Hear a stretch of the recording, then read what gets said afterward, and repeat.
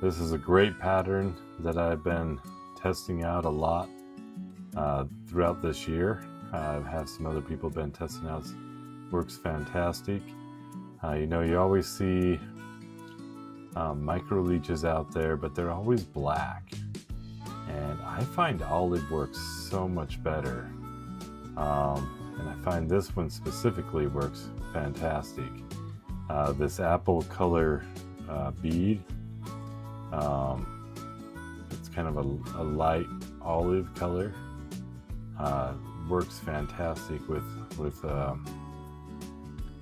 the squirrel zonker strips. I'm using 2mm squirrel zonker strips, 3mm tungsten bead, and this is a size 14 ml 211 hook. You can use some other hooks if you want, or you can go a smaller bead if you're doing really thin water. You could do a bigger bead if you need to get down way faster, like a 3.5. But normally I go with a 3mm. This specific fly I kind of patterned after my regular leech pattern. I call the Sour Apple LEECH. It uses a 4mm tungsten bead and a zonker strip, a squirrel zonker strip olive, and some really flashy underbody that's like yellow. It's like a lime green yellow color. But with the micro leech, I'm going to leave the underbody off.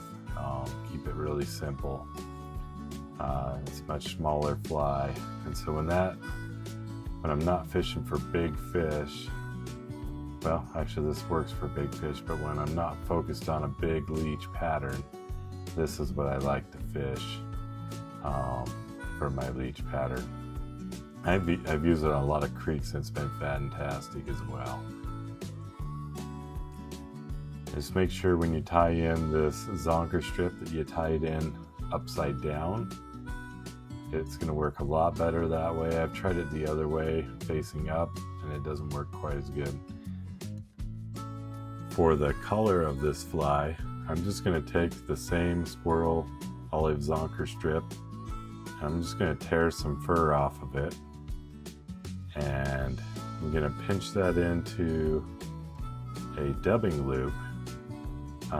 With a bigger fly, I'll just get like near the end of the butt end of the fur hooked into this dubbing loop, but I don't want this color to be that big. So what I'm going to do is I'm going to put that fur in, and I'm going to hook it in about halfway in, and what that'll do is make this a little thicker and shorter.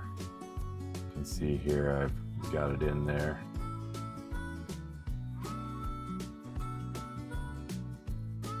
I usually do it just a little bit shorter on the butt end of this fur, so that kind of the spiky end, the tips, will stick out just a little further. Spin that up, kind of separate it out as it spins. This is going to be a fantastic head on this micro leech. A lot of people use an ostrich feather for their collar on the micro leeches, which is very, very stiff. But I don't like it as much. One, it doesn't always match, because I'm not doing black. It doesn't always match if I'm using olive. So I use this dubbing instead. I feel like it has more movement to it. I like it a lot better. It's a lot easier to work with, that's for sure.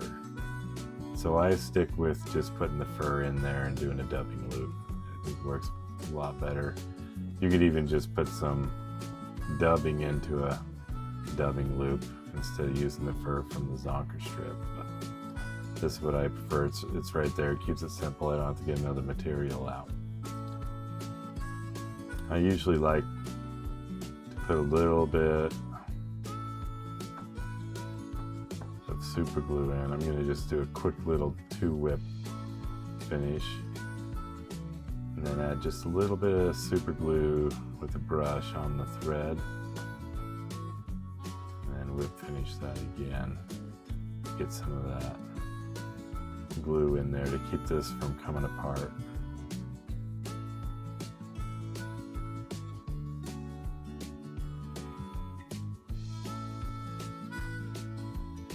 And there you go. Sour Apple Micro Leech. Promise you, this is a fantastic fly. Like I said, it works in all waters, big or small.